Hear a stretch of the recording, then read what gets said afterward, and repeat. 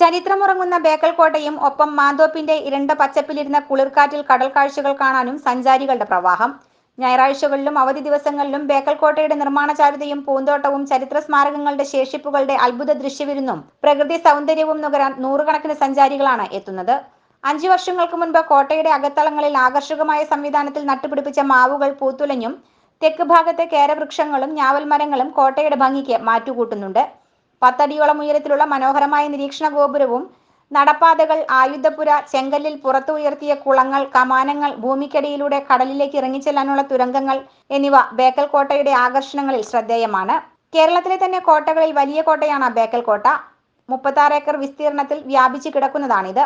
എന്നാൽ തൊട്ടുമുമ്പിലുള്ള അറബിക്കടൽ തീരമടക്കം 40 ഏക്കറോളമുണ്ട്. പുൽമേടുകളാൽ പരന്നു കിടക്കുന്ന ചരിത്രഭൂമി ഏതൊരു സഞ്ചാരിയെയും മനം കവരുന്ന രീതിയിലാണ്. ബേക്കൽ കോട്ടയുടെ തെക്ക് വശത്ത് ബീച്ച് പാർക്കും സഞ്ചാരികൾക്ക് ഇരട്ട കാഴ്ചയാണ് സമ്മാനിക്കുന്നത്. വൈകിട്ട് 5:30 വരെ കോട്ട കടൽ തീരത്ത് തങ്ങാം. കേരള ടൂറിസം വകുപ്പും കേന്ദ്ര ആർക്കിയോളജി ഡിപ്പാർട്ട്മെന്റുമാണ് ബേക്കൽ കോട്ടയുടെ സംരക്ഷണ ചുമതല. ടൂറിസ്റ്റുകൾക്ക് വളരെ നല്ല കാണാൻ ആസ്വദിക്കാനും പറ്റിയ ഒരു ഏരിയയാണിത്. കൂടുതലായിട്ടും നമുക്ക് പറയാനുള്ളത് ഒരുപാട് ചരിത്രത്തിൻ്റെ ഒരു ഇത് പറയാനുണ്ട്. ടിപ്പു സുൽത്താനാണ് ഇതിൻ്റെ രാജ. അവർ ഇത് വരുന്നത് മൈസൂർ രാജാവാണ്. മാവിൻ തോട്ടങ്ങളൊക്കെ വെച്ച് അതൊക്കെ ഒന്ന് പറഞ്ഞു. അത് ഏത് വർഷം വെച്ചാൽ? മാവിൻ തോട്ടം ഒരു 6-7 വർഷങ്ങൾക്ക് മുമ്പാണ്.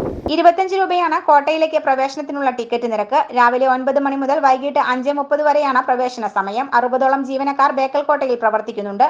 കാഞ്ഞങ്ങാട് നിന്ന് 12 കിലോമീറ്ററും കാസർഗോഡ് നിന്ന് 16 കിലോമീറ്ററും ദൂരമാണ് ബേക്കൽ കോട്ടയിലേക്ക് ഉള്ളത്.